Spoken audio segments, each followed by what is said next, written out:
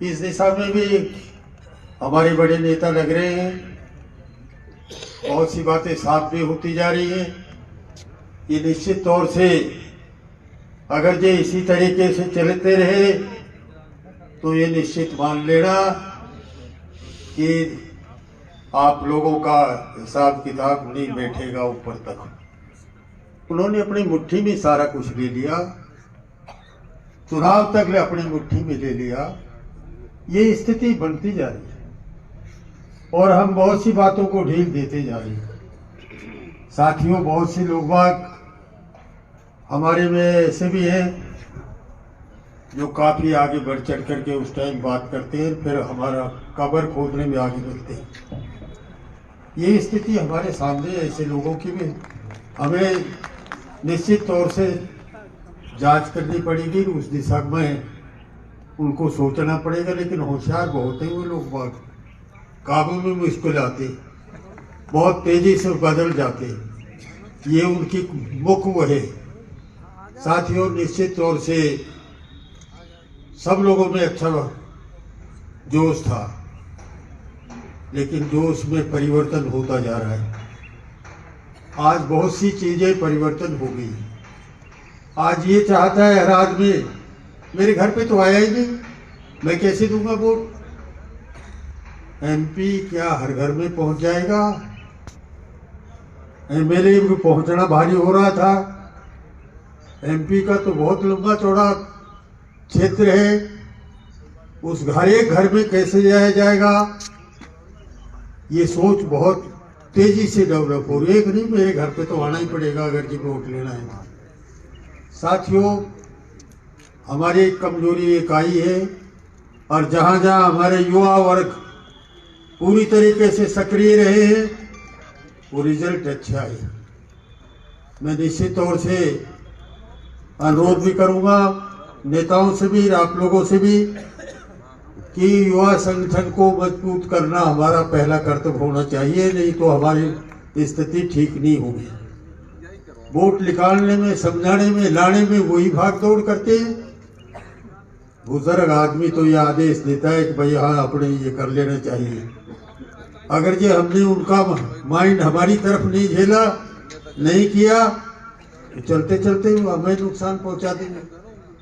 ये सारी बातें देखते हुए हमें निश्चित तौर से युवा संगठनों को मजबूत करना पड़ेगा, तभी हमारी पार्टी मजबूत होगी। निश्चित तौर से बहुत से संगठन है हमारे सक्रिय नहीं है। आपने भी देखा होगा बीजेपी का महिला संगठन ही बहुत भागा डोलता है। हमारे नाम दे दो और उनको संगठन का अध्यक्ष वगैरह बना दो, घर से बाहर नहीं निकले, जोड़े नहीं। अगर जो जुड़ गया तो पता नहीं कौन किसे तेरा पद छीन ले। ये स्थिति बनती जा रही है। इसलिए निश्चित तौर से युवा संगठन और इन संगठनों के आगे उनके मुकाबले कोई 50-60 संगठन तो ऐसे हैं जो सक्रिय होते हैं। उनका मुकाबला करने के लिए उन संगठनों को खड़ा करना पड़ेगा। एक जरूर गांधी जी का एक शुरुआत की है, उसमें जरूर जोश खरोश देखने में मिला है। अगर ये वो इसी तरीके से काम करते रहे तो निश्चित एक संगठन हमारा मजबूत दिशा में आगे कदम बढ़ा रहा है।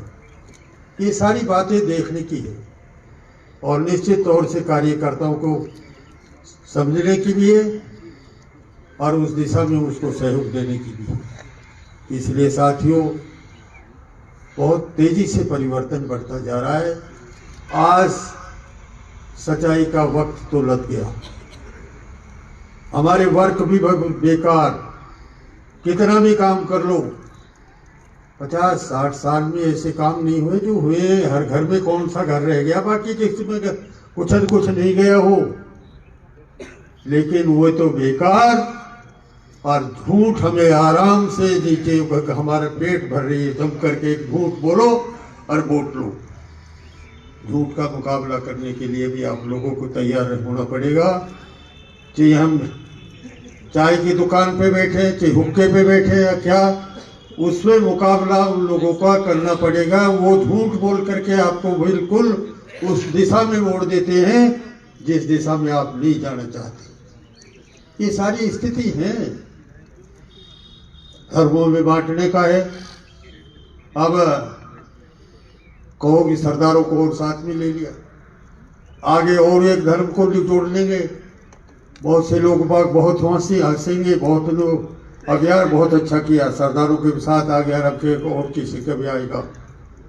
धर्म तो भाई हिंदुओं में बहुत है, एक हिंदू के धर्म थोड़ा ही है ये, उनमें भी बांटना शुरू हो जाएगा। इन सारी बातों को सोचते हुए अगर ये आप लोगों ने इस दिशा में सोचा होगा तो सारे कर्म देश को कमजोर करने में लगे हुए हैं। ये सारे वोट चाहिए, कर्म को कैसा भी हो हमें वोट चाहिए।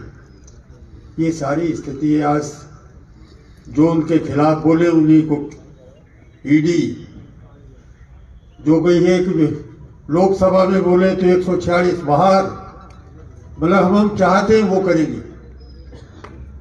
ये दिशाएं तो जब बदलती हैं जब सारा संगठन हमारा सबों का मजबूत हो।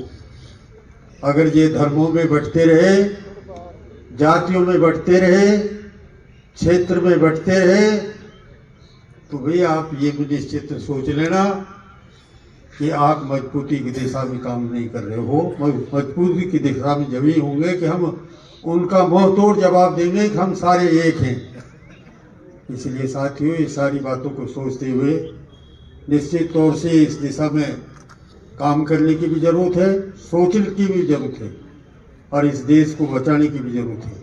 आज सारी की सारी ये कहिए कि ये सारी की सारी जो पत्रकार अंट हैं जो सारा उनकी मुट्ठी में,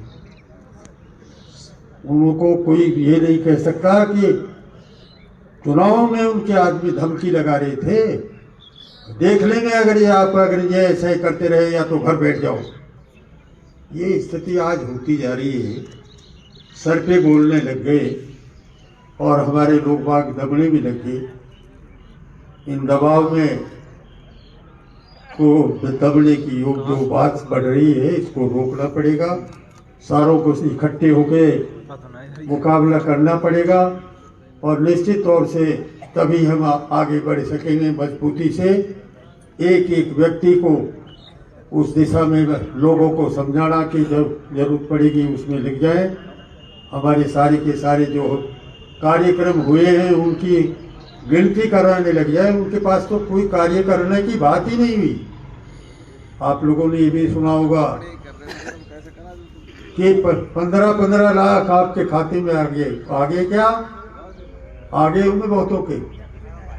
पर देख रहे हैं यार, आप देखो सारी चुप पढ़ाई जो उनके पास सबों के पास आ गया। ये मान के चलो 100 दिन में काला धन आ जाएगा, सब बांट देंगे। आया क्या? इन नए छोरोटों को 2000 सालाना नौकरी मिल जाएगी। 2 करोड़, हाँ 2 करोड़ मतलब 24 करोड़ के करीबन बैठती है वो। और ये कहिए कि किसानों की आय दुगनी कर देंगे, तो किसानों को तो आय दुगनी ना, बहुत से घटा गए। किसानों को 700 से ऊपर आदमी मारे गए। इनकी आंखों में या इनकी जबान पे कभी भी ये नहीं आया कि हमें ये दुख हो रहा है। अगर ये वो चालू हो जाते ना सारे जो नियम बनाए थे, तो आप निश्चित तौर से देखते हाँ हमारे साथ क्या अन्याय हुआ है क्या नहीं। आपका किसान वर्ग ही नहीं कहलाता। इसलिए सारी बातों को देखते हुए और इन झूठों का मुकाबला करने के लिए हमें निश्चित तौर से इस दिशा में सोचना पड़ेगा और मजबूती से उनका मुकाबला करने के लिए हिम्मत रखनी पड़ेगी। इसलिए मैं आप लोगों ने मुझे बुलाया, मैं सबों का आभार व्यक्त करता हूँ। जय हिंद, जय भारत।